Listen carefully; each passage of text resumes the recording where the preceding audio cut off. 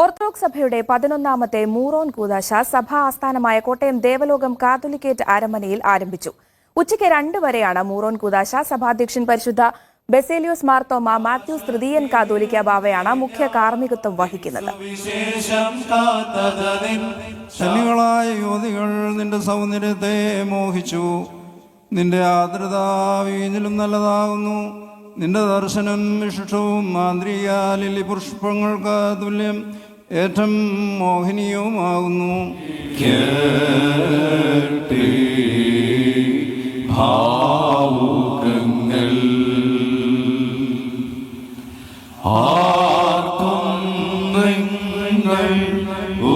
ഉച്ചസ്വരത്തിൽ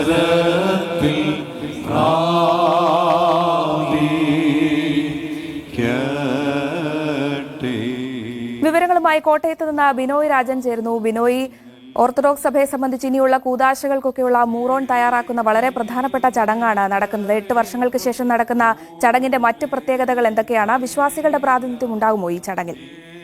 വലിയ രീതിയിൽ വിശ്വാസികൾ സഭയുടെ പല സ്ഥലങ്ങളിൽ നിന്ന് എത്തിയിട്ടുണ്ട്. 1876 മുളന്തുരുത്തി മാർത്തോമൻ പള്ളിയിൽ നടന്ന മൂറാൻ കൂദാശയ്ക്ക് 150 വയസ്സ് പൂർത്തിയാകുന്ന വേളയിലാണ് ഇപ്പോൾ സഭാ ചരിത്രത്തിലെ തന്നെ 11ാമത്തെ മൂറാൻ കൂദാശ സഭാസ്ഥാനമായ കോട്ടയം ദേവലോകം കാതോലിക്കേറ്റ് അരമനയിൽ ഇപ്പോൾ നടന്നുകൊണ്ടിരിക്കുന്നത്. രാവിലെ 6:45 ഈ ചടങ്ങ് പ്രാർത്ഥന തുടങ്ങിയത്. ഉച്ചയ്ക്ക് 2 വരെ ഉണ്ടാകും.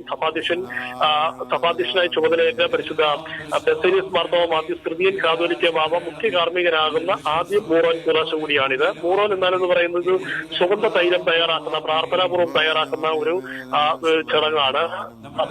കൂദാശ, മാമോദിസ എന്നിവയ്ക്ക് ഉപയോഗിക്കുന്ന സുഗന്ധ തൈലമാണ് മൂറോൻ എന്ന് പറയുന്നത്. ഇത് വിദേശ രാജ്യങ്ങളിൽ നിന്ന് കൊണ്ടുവന്ന, കാശ്മീരിൽ നിന്ന് ഉൾപ്പെടെ കൊണ്ടുവന്നിരിക്കുന്ന സുഗന്ധ കൂട്ടുകൾ ഉപയോഗിച്ചാണ് ഈ മൂറോൻ തയ്യാറാക്കുന്നത്.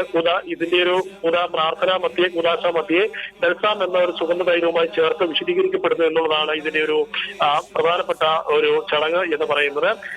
പരിശുദ്ധ കാതോലിക്ക ബാവ മുഖ്യ കാർമ്മികരാകുന്ന ശുശ്രൂഷയിൽ മെത്രാപ്പൊലീത്തമാർ, പ്രധാന പദവിയുള്ള അർക്കദിയാക്കൻ, 12 വൈദികർ, 12 പൂർണ്ണ ഷമ്മാസന്മാർ, 12 ഉപഷമ്മാസന്മാർ എന്നിവരൊക്കെയാണ് ഇതിൽ പ്രധാനമായിട്ടും പങ്കെടുക്കുന്നത്.